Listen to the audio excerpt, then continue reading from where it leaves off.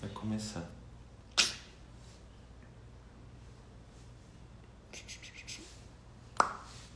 Aí, agora sim. Fala, pessoal. Dá um tempinho para as pessoas irem entrando. Mel?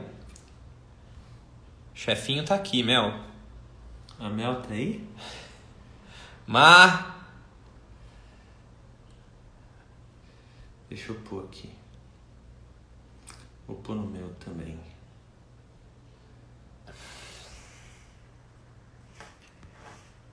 Vai.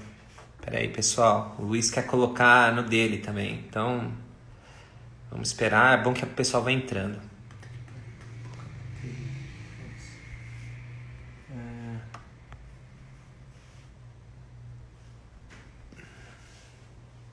Só colocar aqui. Pera aí, Luizão.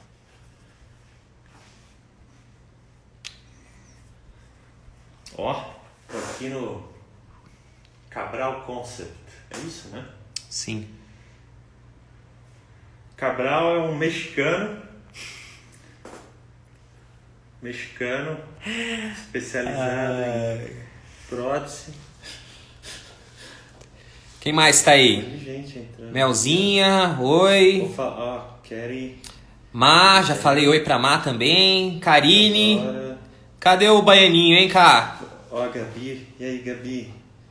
Marinaldo. Ah, não. Derruba a live. Davidson. Olha. Odontologia Marinaldo, olha Costela. Sabe quem que é esse, Frangão? Ó, Odontologia Costela? Claro. Deixa eu pôr o celularzinho aqui paradinho, ó. Mas põe pra você também. Aí. Aê, galera. Naves! É que eu não enxergo depois de longe quem que tá entrando. Aí o Cabral vai olhando. Tá aqui assistindo comigo. Beijo, Sandrinho. William, o Sandro tá aí? Tá a Karine aqui, entrou pelo da Karine. Tá do lado Baianinho. da patroa. Fader, um beijo. Minha irmã.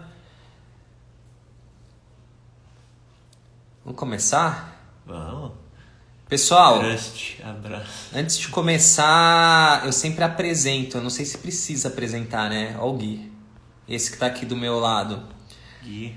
Na verdade, eu poderia levantar e ir embora, porque tudo que eu sei, ele que me ensinou. Então, eu vou estar aqui igual vocês. O Luizão, eu chamei ele pra gente bater um papo sobre preparo. Tanto analógico quanto digital. A gente vai mostrar algumas... A gente tem alguns materiais aqui para mostrar para vocês. Olha o Fredão lá. E dentro da nossa rotina, hoje a gente faz... O Luiz é 100% digital, né? Há muito tempo, alguns anos já, desde a época de ateliê. Meu apelido era Digital Borges.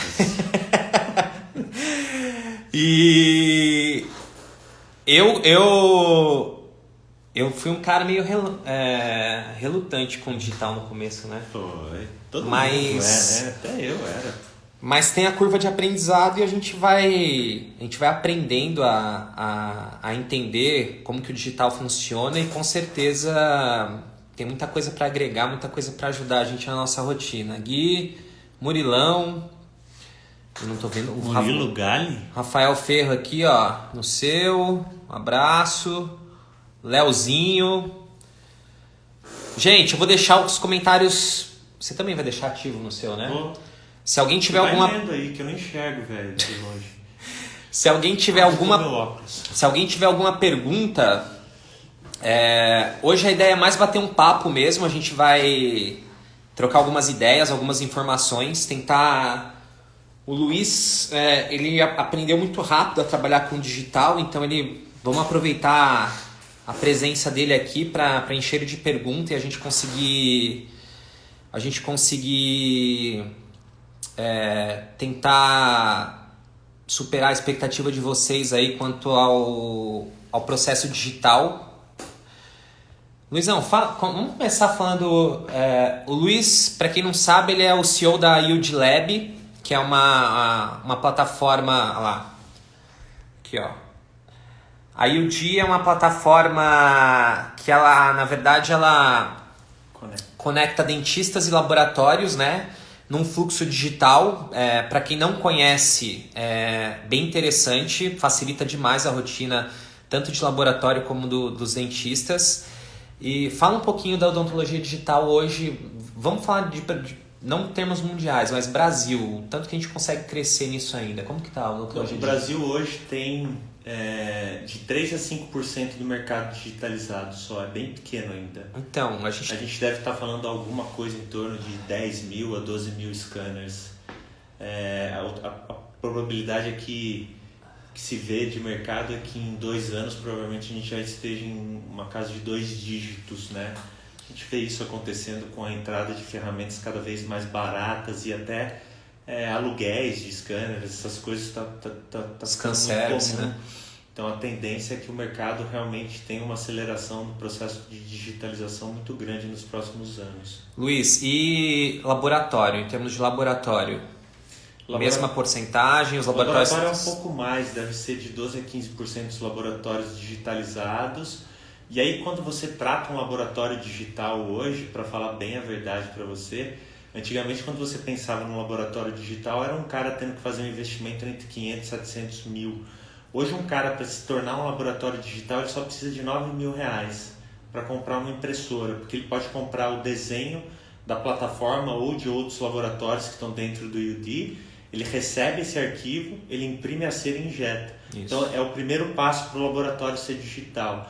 Então o que a gente faz hoje no UD é pegar um monte de laboratório pequeno, porte, médio porte. A gente não quer laboratório grande porque a gente quer trazer essa digitalização desses caras que são pequenos para oferecer para o dentista um serviço de extrema qualidade, com um custo super acessível, uma velocidade gigantesca e um atendimento personalizado. É como se você tivesse, sabe o sonho de ser um ateliê oral, que você tem um laboratório dentro de casa? Hoje o UD possibilita isso para um monte de dentista.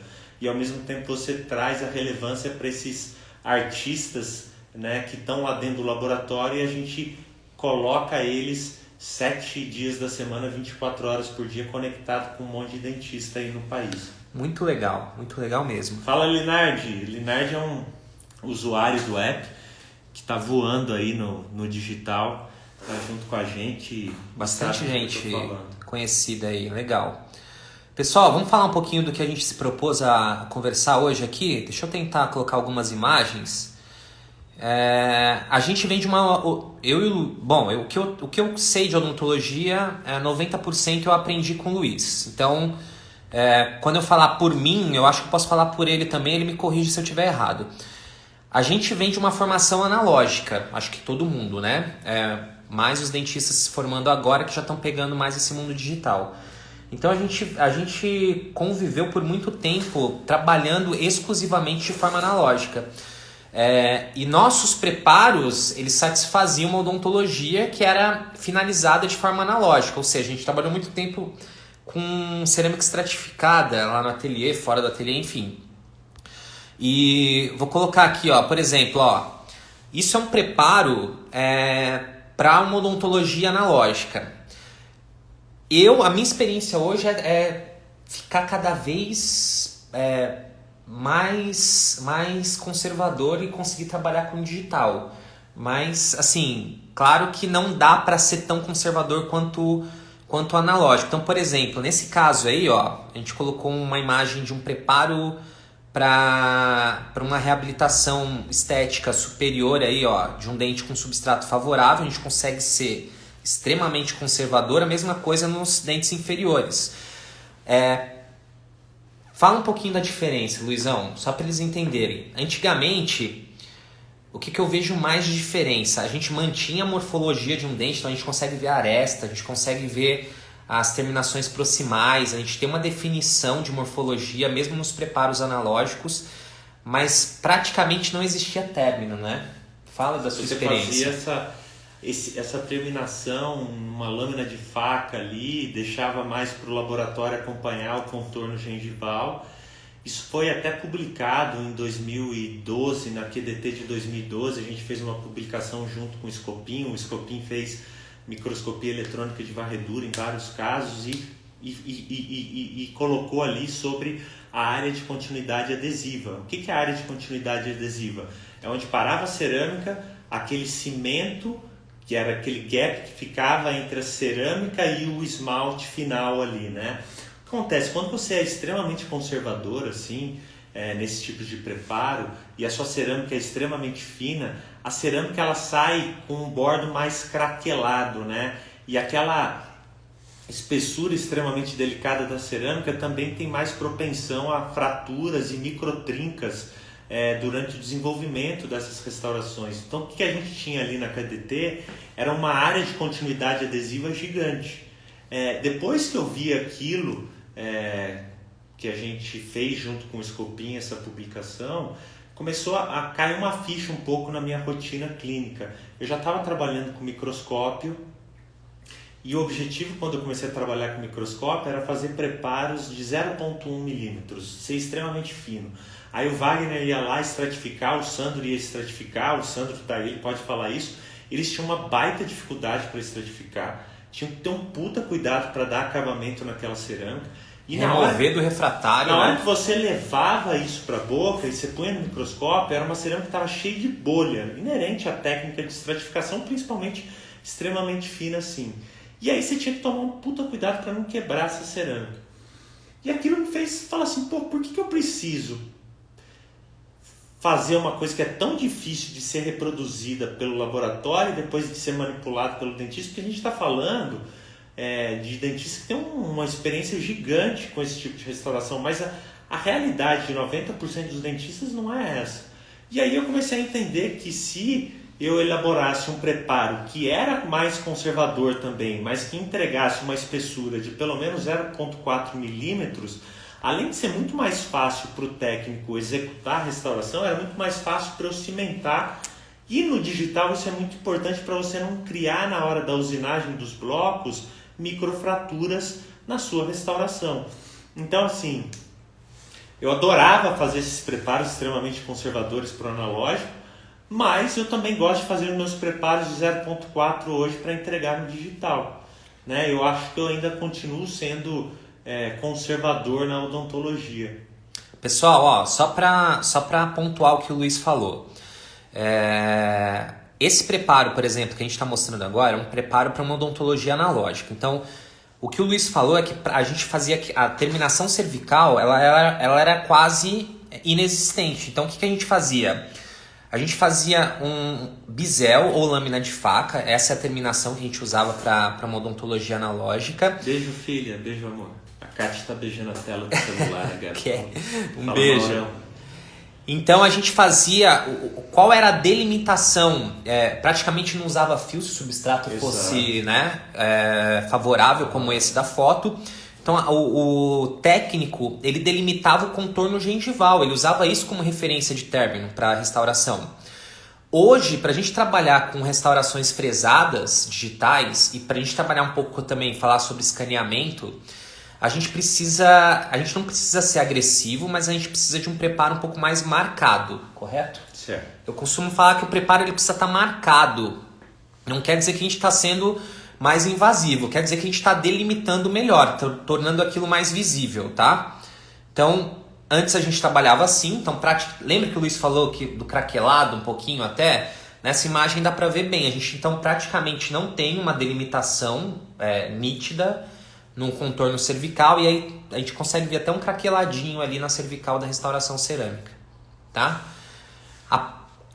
Três principais diferenças, vamos falar das restaurações, dos preparos para as restaurações digitais e das restaurações analógicas. Para as restaurações digitais, vou mostrar um caso aqui, ó. O Luiz me mandou um monte de material. Esse é um caso do Luiz, Yield Lab. Fala desse caso aí, Luizão. Preparo para laminado, paciente com substrato bom, não era ruim o substrato dela, ela tinha uma cervical mais cromatizada, mas era uma paciente que tinha um substrato A1, com uma cervical A1,5, A2, e ela queria ir para o BL1. Sim. Depois, ó, falando nisso, comenta do artigo de espessura pra gente ganhar um tom na escala. Sim. Pra gente conseguir controlar a espessura depois, tá, gente? Mas deixa o Luiz terminar de falar desse caso e a gente fala sobre isso. Então, esse caso, a gente precisou dar um pouquinho mais de espessura pro laboratório para garantir. Lembra do que o Luiz falou. O dente da paciente era A1 e ela queria ir pro BL1. BL1. Ela queria mudar 4 tons na escala. 4. E aí, é lógico, ela tinha um enceramento que era, na sua grande maioria, aditivo, então ela estava ganhando um pouco de volume nesses dentes, foi favorável na hora de realizar o preparo, porque aí eu não precisei desgastar tanta estrutura dela, mas o que a gente vê aí é um preparo muito bem definido. Pessoal, o do Luiz, ele tá só transmitindo a live. As imagens estão no Cabral Concept Cursos, tá? Melhor ir pra lá. Quem quiser acompanhar a imagem vai estar só no outro. O Luiz ele só tá repassando a live, tá? Cadê o caso? Verdade. Então, o pessoal não tá vendo.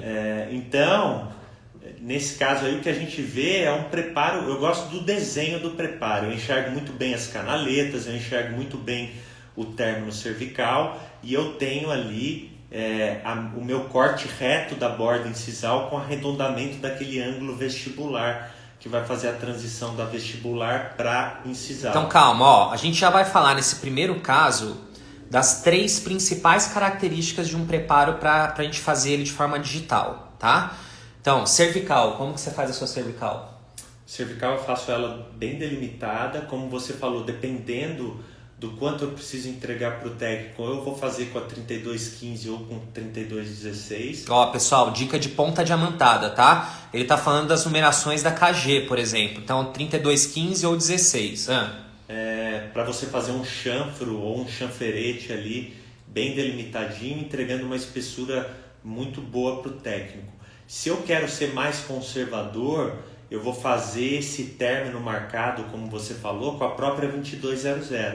Mas para você trabalhar com a 2200 para demarcar a terminação cervical, você precisa estar com magnificação e com motor com uma rotação ali no máximo entre 4.000 e 5.000 rotações. Senão a broca, como ela é muito fina, ela vai ficar trepidando e não vai te deixar ter esse contorno muito bem estabelecido. Perde em definição, em refinamento. Já com a 3215 ou 3216, se você colocar uma rotação de 8.000 rotações ali, ela aguenta bem porque ela é um pouco mais calibrosa. Show. Fala eu gosto de chamar... Existe o contorno cervical, que é o término cervical. As canaletas que o Luiz falou, eu gosto de chamar de término proximal, porque a gente precisa definir essas regiões proximais também. Fala das regiões proximais. As regiões proximais são extremamente importantes para que você tenha a área de absorção de luz nas cerâmicas, que é a cinturinha, né, do dente, né, você conseguir deixar o técnico trabalhar essas áreas de reflexão e absorção de luz.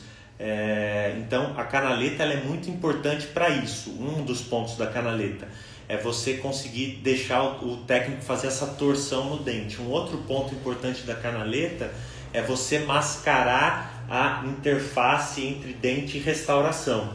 Então, quando o paciente está de meio perfil total, se você faz uma foto ou ele dá um sorriso, essas suas canaletas, quando você leva ela bem para a região, não precisa romper ponto de contato, mas você vai ali na ponta da papila vestibular, então você leva ela bem próximo ao ponto de contato e você vai mascarar essa linha de união para que o paciente não se queixe ali daquela emenda que ele consegue enxergar. Incisal de um preparo para digital. Incisal de um preparo para digital, ao invés de fazer o corte 45 graus, que você está acostumado a fazer no analógico, você vai fazer o corte 90 graus. Por que dessa diferença? Quando você faz um corte 45 graus, você tem um ângulo agudo na borda incisal. E se o ângulo é agudo na borda incisal, a máquina ela tem uma fresa que é muito característica. A fresadora ela vai ter essa fresa e quando chega nesse ângulo agudo, a máquina ela não consegue fresar. Então, quando você faz o corte em 90 graus, a máquina ela tem toda a liberdade de fresar essa região.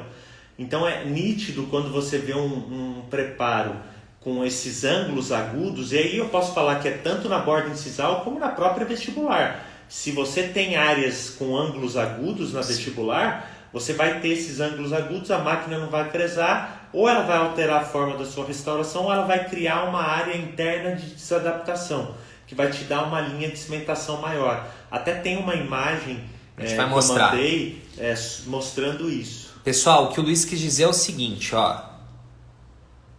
Por exemplo, aqui é um print de um escaneamento, tá, Luizão? Rafinha. Então aqui, ó, a gente tem um incisivo central e um incisivo lateral. Certo. No incisivo lateral a gente foi um pouco mais... a gente precisou preparar um pouquinho mais, então a gente vê o contorno cervical ali bem nítido.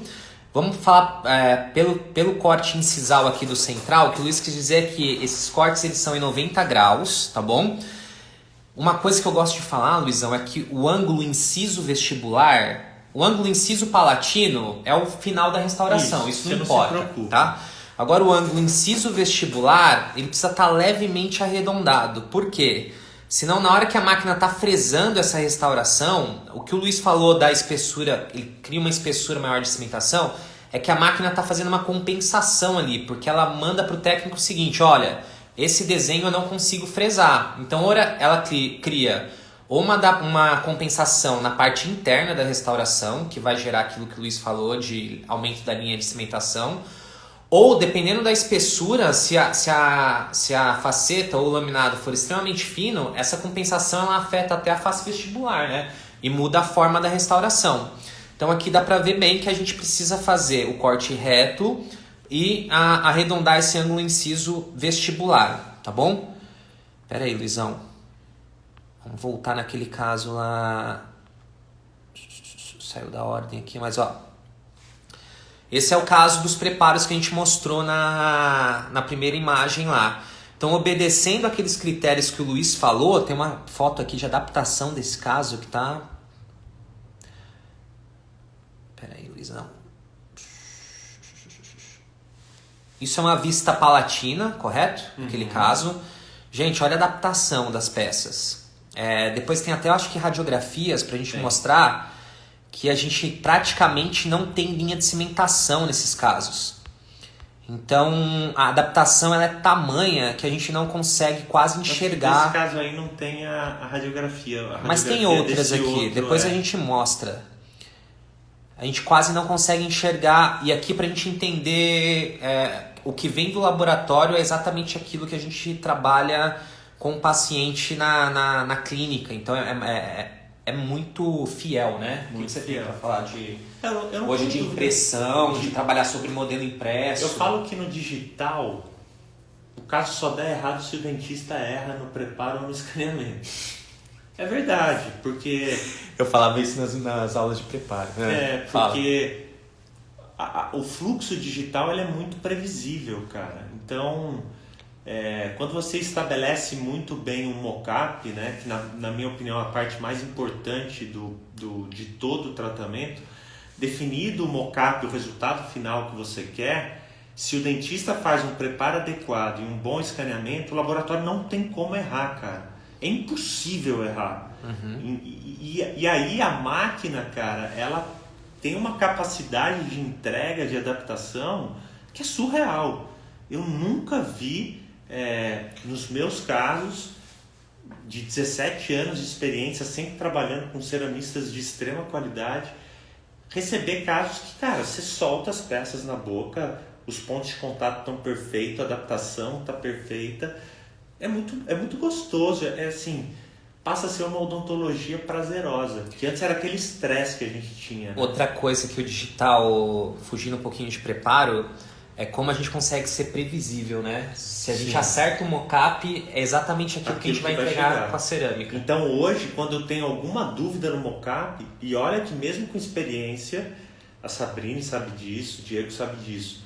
Às vezes eu vou fazer um caso, o paciente quer correr, quer pular alguma etapa. Se eu faço isso, eu perco o caso, eu erro. Então, se você perder tempo no mockup, definir muito bem aonde você quer chegar ali... Aí é brincadeira de criança, cara, para ganhar o paciente, entendeu? Porque o caso vai ficar maravilhoso. Show. Pessoal, vai mandando as perguntas aqui que eu tô tentando ver na medida do possível, tá? Vou mostrar um outro caso do Luiz aqui. É um caso... Esse é um caso que ficou bem natural, Luiz. Ó. Eu te mandei esse caso também porque era um approach um pouco diferente. Sim. Era um caso onde o cara tinha, entre os incisivos centrais... Tinha restaurações extensas, né? Pausou.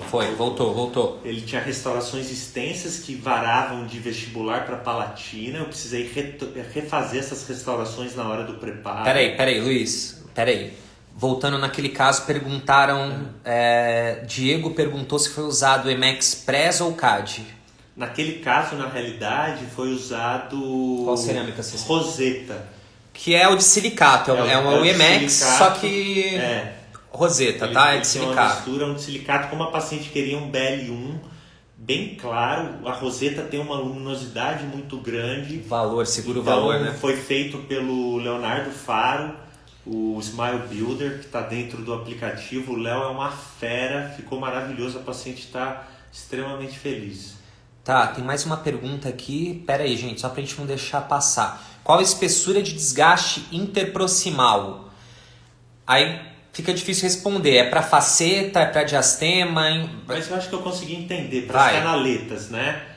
Vai. Eu vou dar ali 0,4 milímetros de profundidade nas minhas canaletas, porque é o que eu preciso para a máquina fresar muito bem as minhas restaurações. Então, o preparo como um todo, é isso que as pessoas têm que entender. Não adianta vestibular do preparo ter 0,4, mas as canaletas foram criadas com uma espessura muito menor, onde ele vai ter que alterar a forma. Aí o dente fica quadradão Mentex, né? E aí a gente põe a culpa no laboratório, mas na realidade foi o dentista que preparou errado. Uma coisa legal da gente entender, quando a gente está trabalhando com restaurações digitais, que são essas maquiadas, fresadas, eu gosto de... Por exemplo, eu estou trabalhando sempre com o mesmo substrato. Todos os dentes têm aproximadamente a mesma cor.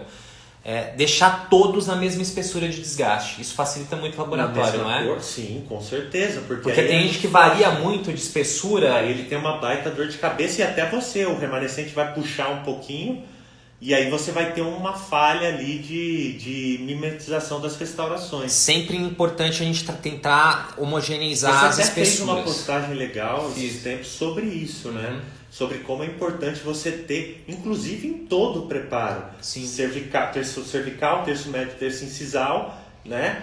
Você ter essa homogeneidade de espessura para que a cerâmica possa mascarar essa cor ali. E pessoal, isso que é legal, a gente tem guias impressas hoje, tanto guias palatinas, guias vestibulares, para a gente olhar o quanto que a gente está deixando de espaço por vestibular, ou nos terços, cervical, médio, incisal, guias palatinas, odontologia digital, faz tudo. Isso que a gente fazia, o que a gente fazia com o analógico, o digital já faz tudo, tá?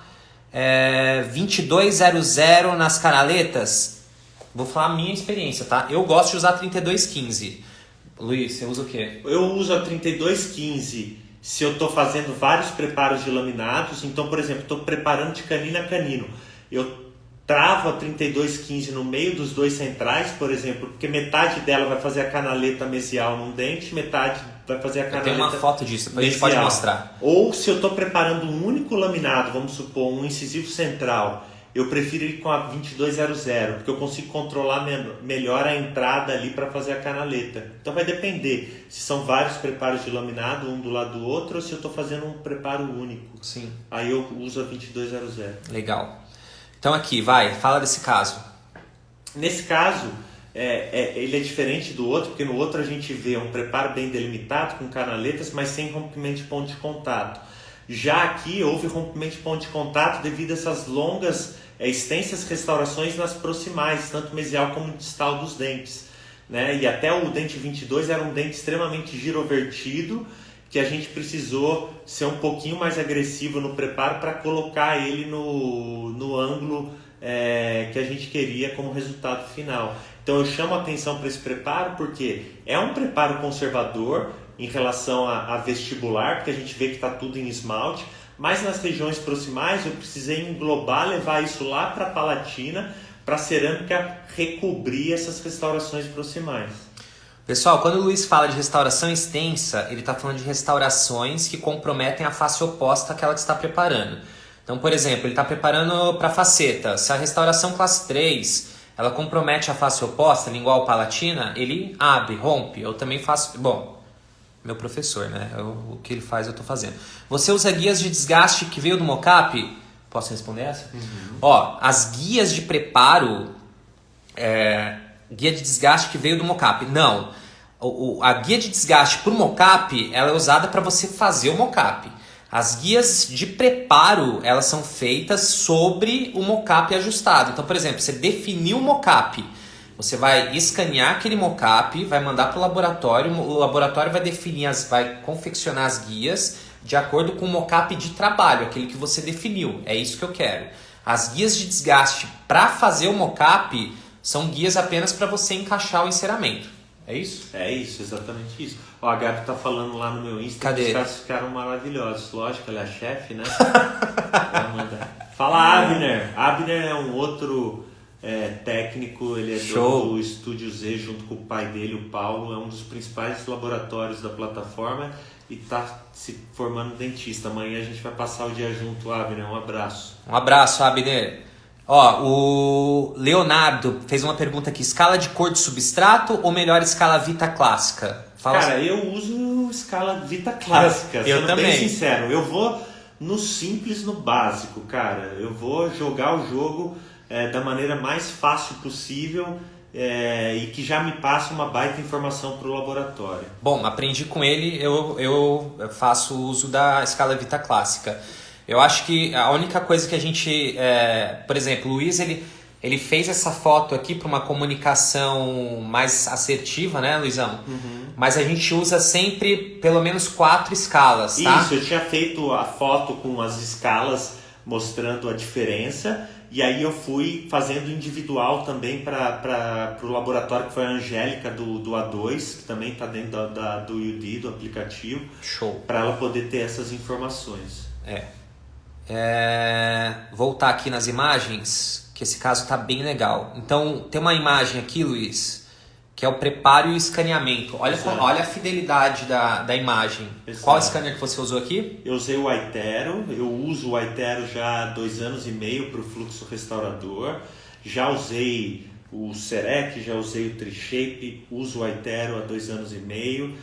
Todos são excelentes ferramentas. Hoje tenho muita facilidade para usar o Aitero, consigo fazer desde fluxos unitários a reabilitações complexas e tenho uma super fidelidade com isso, facilidade em trabalhar. Eu acho que assim, bons scanners, você precisa entender o fluxo de trabalho dele, se adequar a ele, porque não é o fluxo da Trishape não é o fluxo do Aitero. Que não é o do Omnican, da Sirona, então do Prime Scan. Isso, você precisa aprender qual que é o fluxo de trabalho para tirar o melhor proveito da ferramenta.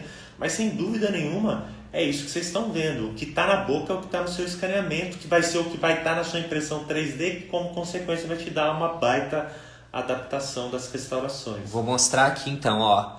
Isso daqui já é a impressão daquele caso e a adaptação das restaurações sobre o modelo impresso dos preparos. Aí até tem uma outra imagem que eu mostro o corte reto da borda incisal, isso no modelo, olha lá, né? E eu acho que eu pus uma foto também dessa restauração bem de lateral, ó.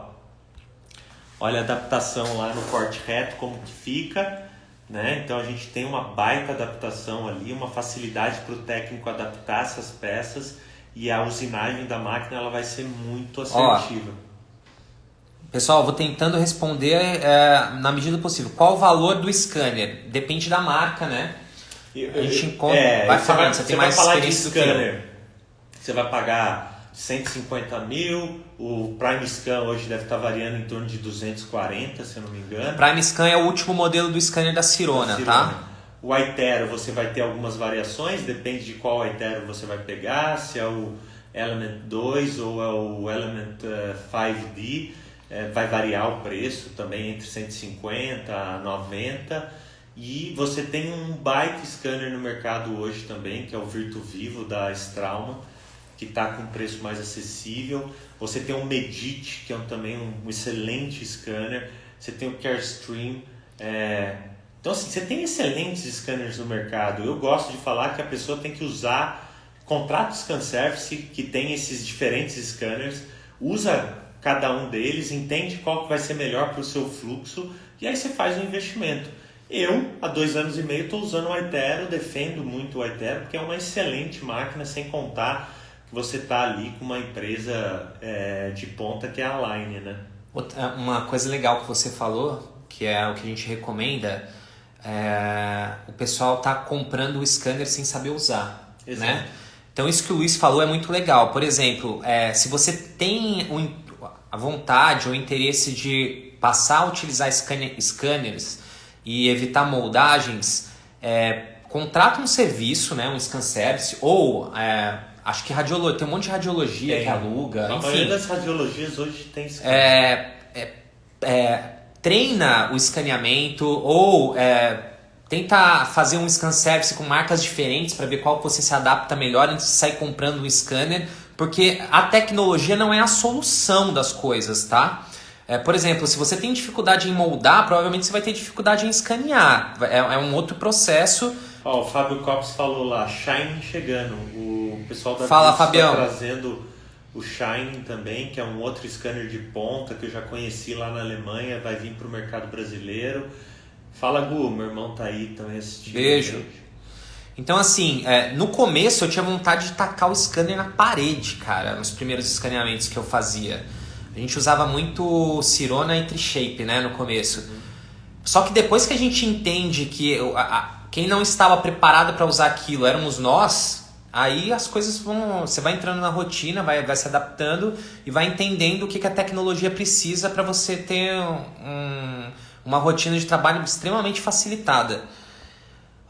Rafael perguntou, Emax ou feldspática? O técnico decide ou vocês pedem o material? Ou o caso que decide? Cada caso é um caso de indicação. Eu gosto de discutir bastante com os técnicos. Hoje, em 90% dos meus casos, eu vou usar o Emprescad, que é Leucita, porque além de ter resistência, ele tem estética. Eu sou fãzaço de feldspático também. As cerâmicas feldspáticas da Vita, sou fã para fazer em lay on lay, fazer laminado, então uso muito.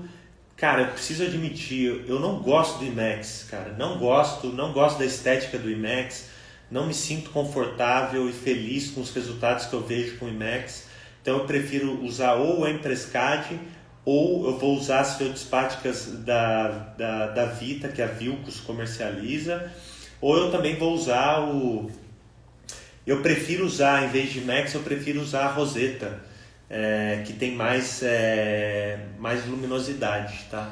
Rafael, eu vou responder meio que na tendência do Luiz, mas da minha experiência. Se eu quero dente natural, eu acho o Empres imbatível, cara. O Emprescad, ele é muito lindo, ele fica muito natural. Então, se eu quero uma estética mais pro natural, eu acho o Emprescad, o Multi B1, é o que eu mais uso, o B1. Se eu quero uma estética mais pro clareado, aí eu vou pro Rosetta, eu vou pro um de silicato, que eu acho que segura mais o valor e eu acho que o pessoal atende mais o pessoal que gosta dos dentes mais pro BL, mais pro clareado. Feldspática, eu não tenho nem o que falar, né? Feldspática é feldspático, cara, é lindo. Só que aí vai do seu técnico, vai da experiência dele. Da habilidade do profissional que vai se alimentar, então, você corre mais risco de fratura, assim, uma série de... Hoje eu tô fazendo muito mais maquiado do que estratificado. Eu só faço maquiado, eu nem quero estratificado, mano. Então, olha lá. E o feldspato, ele tem no fresado também. Por exemplo, os blocos da Vita, né? Uma cerâmica feldspática, que fica lindo também. Então, assim, vai muito do seu gosto, vai muito do caso. É difícil te indicar uma única cerâmica. Existem tantas marcas, fica muito... É isso mesmo. Mas, pessoal, uma coisa que eu falo sempre. O dentista, ele precisa entender de material, tá? Então a gente fica muito voltado para o nosso mocho ali, eu preparo bem o laboratório, depois ele resolve escolhendo a cerâmica. Não, assim, eu costumo falar que quando a gente está preparando, a gente provavelmente já sabe o que a gente vai instaurar. Você precisa saber, porque cada material te pede também uma espessura diferente, uma abordagem diferente. A gente precisa conhecer, então quem quer trabalhar com digital vai estudar os blocos, os tipos de cerâmicas que existem em bloco. tem que saber como cada uma se comporta. Que eu venho usando bastante também, Cabralzinho. Coroa posterior com pino metálico que tem retenção. Zircônia, cara. Pura, né? Maquiada. Zircônia translúcida, linda, cara. É barato. Sabe o que a gente está usando bastante?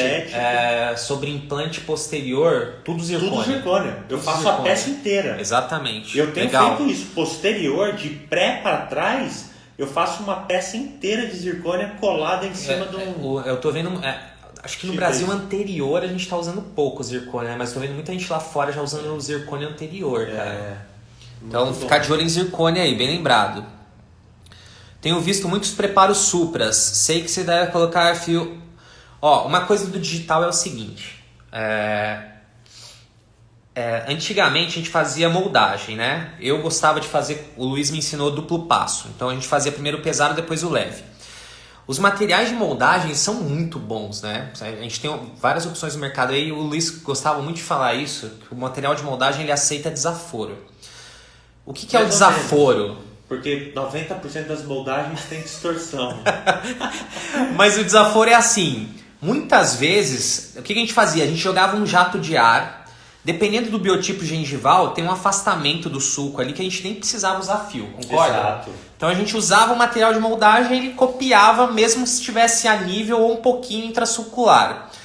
O que a gente precisa entender para preparo digital é que a gente precisa estar com todo o nosso contorno da futura restauração visível. Porque o scanner ele trabalha com reflexão de luz. Exato. Certo? O scanner ele é uma câmera que emite luz, ele faz as imagens 2D e o software transforma essas imagens 2D em imagem 3D.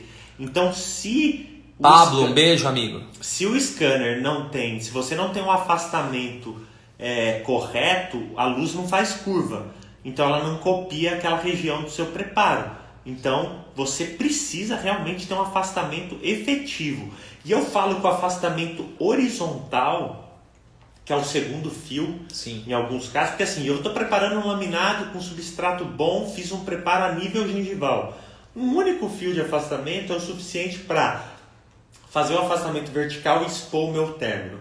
Agora, se eu tenho um preparo que já está um pouco mais intrasulcular e eu preciso fazer duplo fio, esse afastamento com o segundo fio é o afastamento horizontal, que é de extrema importância para jogar essa gengiva longe do dente no sentido horizontal e a luz conseguir entrar e copiar todo o preparo realizado. Uma coisa que ele perguntou legal também, sobre o momento de se utilizar o fio de afastamento. Eu não gosto nem de usar a palavra fio retrator. Minha técnica de preparo, eu sempre delimito o meu término sem o fio, porque o fio ele muda a sua referência de posição gengival. Exato. Então assim, aprendi com o Luiz faz igual. Então, por exemplo, eu estou fazendo um preparo para laminado sem fio, o meu contorno cervical sem fio de afastamento. Depois que eu delimitei, eu tenho a minha referência cervical, eu coloco o fio para escanear e para refinar o meu contorno cervical. Você faz igual? Exatamente igual. E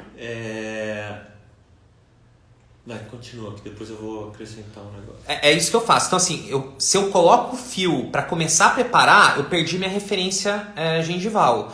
Então, provavelmente ela vai mais para apical e ela tem aquele afastamento que o Luiz falou horizontal. Claro, por exemplo, a gente tem um preparo, um retratamento, o paciente já tem uma coroa pré-existente, a gente vai remover. Não tem problema, você já sabe que aquilo está intrasulcular, subgengival, você pode colocar um fio ali já que está intrasulcular, para não machucar a gengiva, enfim.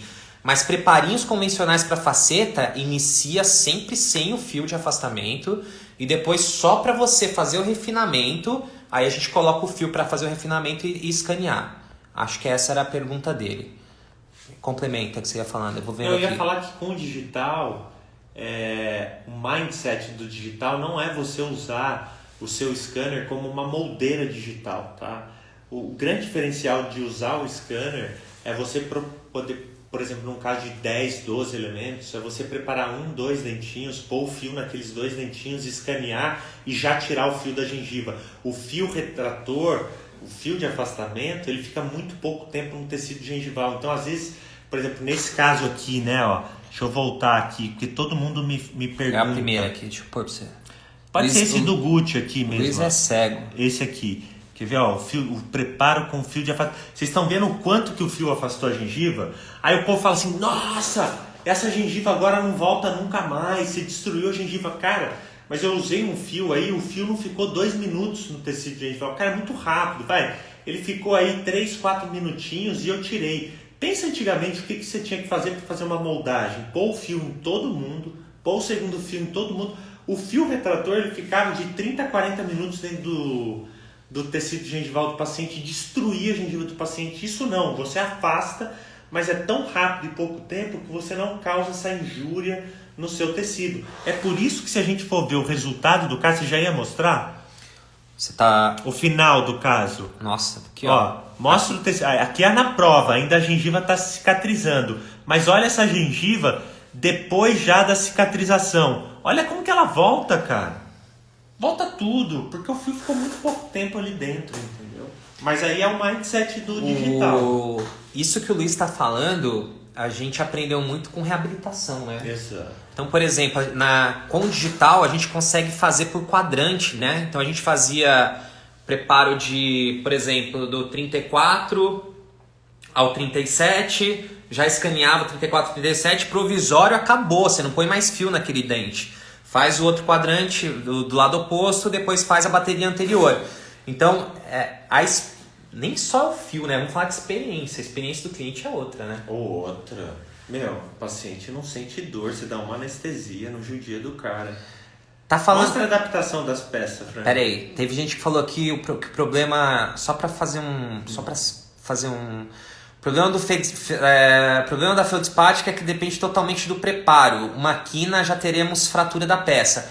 Ó, quina não é prejudicial só para cerâmica estratificada, tá? O Luiz falou no começo lá, para cerâmica fresada, se a gente tem quina, vai ter uma compensação da fresagem ali. Então não é quina só o professor que é bom, o resto, né? Sidney Grande mestre quina. Sobre a escolha da zircônia em detrimento ácido sensível, qual seria a indicação, tendo em vista que temos as cerâmicas ácido sensível com uma boa resistência? Boa pergunta. Quer que eu comece a responder ou você responde? Pode começar. Ó, a zircônia, ela não é ácido sensível, mas ela pode ser condicionável. É isso a palavra, cara? Ela não é condicionável, né? Porque o ácido não vai fazer nada nela, mas se você usar um cimento como Panávia... Então, isso que eu ia chegar nesse ponto. Existe produtos que específicos para zircônia. A palavra não é condicionável, porque ela não vai ficar condicionável, mas ela vai fazer um tratamento na superfície da zircônia. Isso, você vai fazer um tratamento ali. Agora, o que é legal da zircônia, no meu ponto de vista, ela é um grande coringa no sentido de que quando você tem preparos com uma retenção mecânica agradável, eu adoro fazer zircônia porque ela é barata, de verdade é barata. Você pega um bloco de zircônia... Você faz quantos dentes ali? Então o técnico hoje... Por exemplo, você bater numa metalocerâmica posterior, cara, eu faço zircônia com sorriso daqui a aqui. Se eu tiver um preparo com altura para ter uma retenção mecânica, é excelente. Eu prefiro usar a zircônia, ela vai ter resistência, ela vai ser bonita. As zircônias translúcidas não são tão duras como as zircônias tradicionais. E se você tem um glaze muito bem feito, um polimento ali da zircônia, cara, você não vai ter problema nenhum usando ela. Perguntaram aqui, Luiz. Um beijo. Carolzinha tá aqui, Luiz. Legal, valeu, Carol. E os provisórios entre as sessões de laminados? Quer falar ou eu falo? Fala você. Provisório entre as sessões de laminados. Eu uso, entre a sessão de preparo e de cimentação, eu uso a muralha do mocap que eu ajustei. Do mocap ajustado. Então, eu... muitas vezes deixo só encaixado, como você faz? Eu só deixo encaixado. Mas você não cimenta? Depende, se o preparo me deixa com uma instabilidade dos provisórios, às vezes a gente deixa só encaixado, né? Eu deixo encaixado. Claro, a gente precisa dar acabamento, a gente precisa fazer o contorno cervical para isso não irritar a gengiva e ele vir com uma gengiva com uma inflamação marginal, enfim, você tem que ter todos os cuidados, polimento, abrir as ameias nas papilas, isso é básico. A gente não...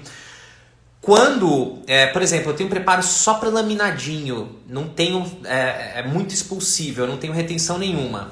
Eu gosto de usar aquele cimento transparente da Biodinâmica, tá? É um cimento transparente, ele vem em 2 frascos, um é a base e o outro é o catalisador.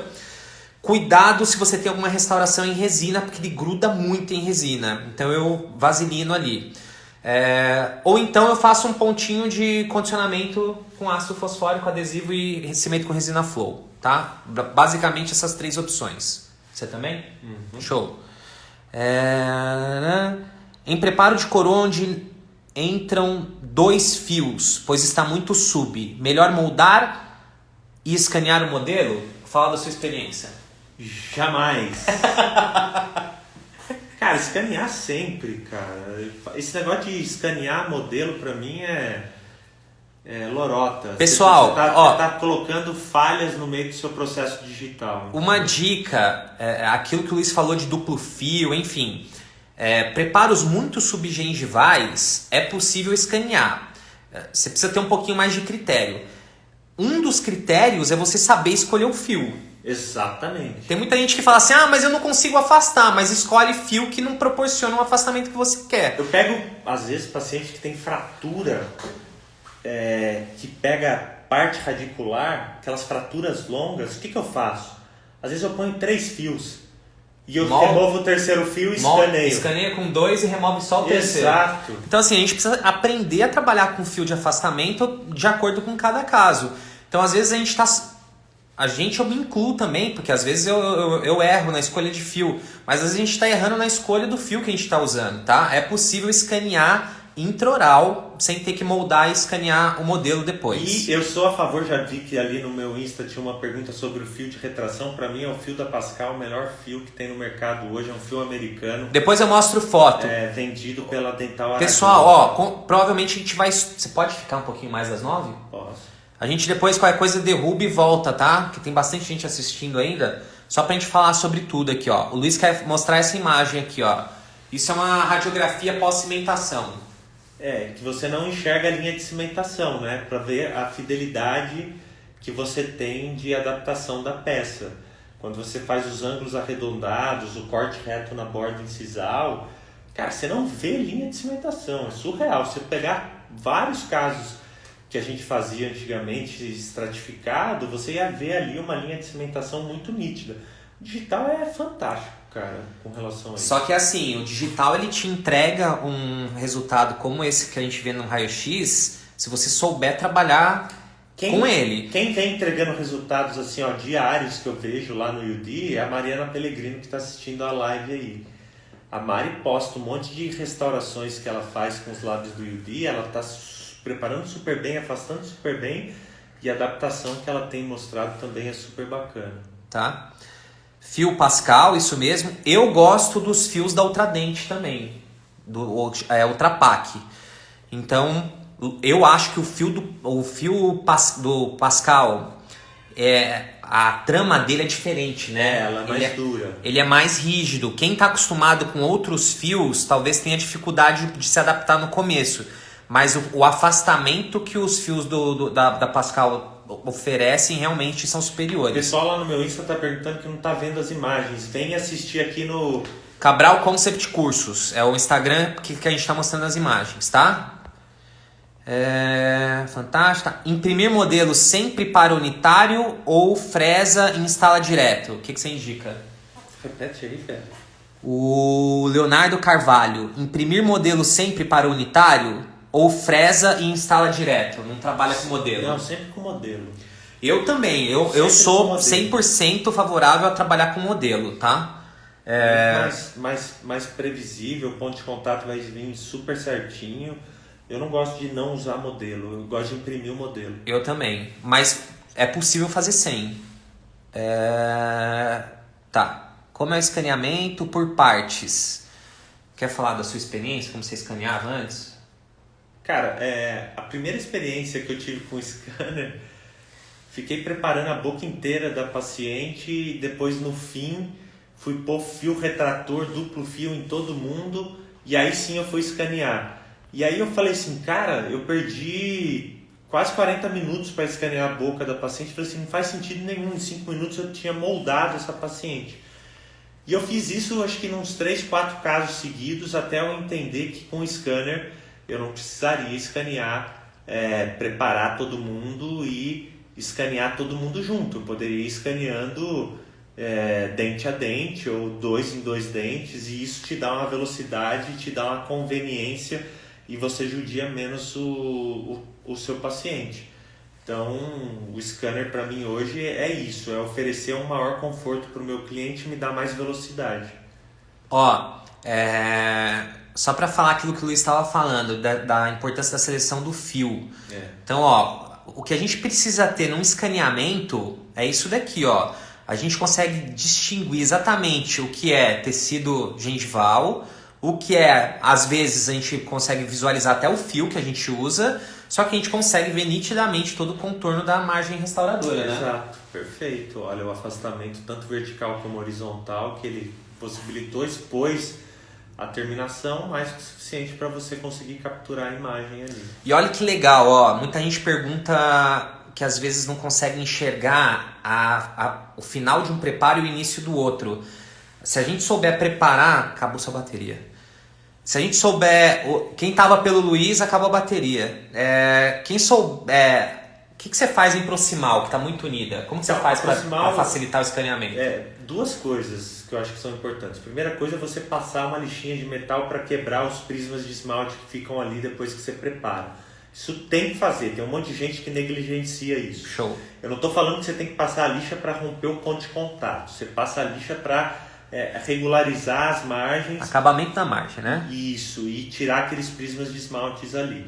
E depois, na hora de escanear, você tem que secar muito bem, você tem que deixar o seu scanner parado na região incisal entre as canaletas para ele ler muito bem essas canaletas e depois você fazer um movimento vestibular para ele conseguir capturar a imagem e distinguir o que é a imagem de um preparo e o que é a imagem de outro. E aí sim você consegue ter esse tipo de escaneamento que você viu aí. Pra quem tá elogiando o preparo aí, achando que foi o Luiz que preparou... Brincadeira. Pessoal, tem mais coisa pra gente falar. A live daqui a pouco vai terminar, mas a gente volta. É rapidinho. Vamos falar de inferior. Tem muita gente com dificuldade de fazer dente...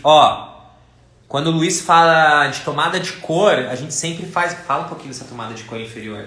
Tomada de cor com todas as escalas ali para mostrar essa variação de cor para o técnico, para ele poder ter uma ideia de como está o substrato e mais ou menos aonde a gente quer chegar. Então, faço com essa variação e aí depois eu pego a escala individual e vou fazendo alguns takes também para ele ter mais informação. Fernanda está perguntando, sobre remanescentes escurecidos, vocês indicam o uso de opacificadores? Eu acho que ela quis falar sobre subestrutura, né? Então, por exemplo, um central, faceta, o outro uma coroa com pino metálico. A equalização do substrato pode ser feita com coping? Como você está trabalhando sua rotina? Sempre faço uma subestrutura e aí sobre essa subestrutura eu freso a outra cerâmica que vai ser colocada nos dentes que estão com substratos favoráveis. Então vamos supor, eu tenho laminado de canino a canino e tem um central que tem um pino metálico, por exemplo. Eu vou fazer uma subestrutura ou em zircônia ou em max e aí depois eu vou fresar uma segunda estrutura. Vamos supor, se eu estou usando uma feldspática ou se eu estou usando uma leucita para igualar todo mundo e ter uma estética bem favorável. Eu não preciso mais hoje estratificar um dente porque ele tem alteração de cor. Eu vou fazer subestruturas que vão me levar para igualar a cor ao substrato dos outros dentes e depois freso a cerâmica final igual em todo mundo. Eu faço idêntico, tá? Aprendi com ele. Eu sempre uso, quando eu tenho um dente com um substrato extremamente desfavorável, primeiro você precisa trabalhar a espessura, né? Saber trabalhar a espessura e a gente precisa... Eu trabalho com subestrutura. Vou pegar um carregadorzinho aqui só para não ficar assim... Luiz foi embora. Mentira. Que sonho seria escanear só preparos assim? Não é sonho não, é realidade, gente. Gente, o que acho que ela quis dizer é que os dentistas não estão caprichando nos preparos, e é verdade. Tem que caprichar, gente. Dentista, eu vou começar a fazer um negócio no UD que vai ser muito legal. O Luiz está aqui. A gente está avaliando todos os preparos que são enviados. Pessoal, peraí. Ó, a live vai cair em 10 segundos. A gente vai derrubar e vai voltar pra live, tá? Fiquem aí.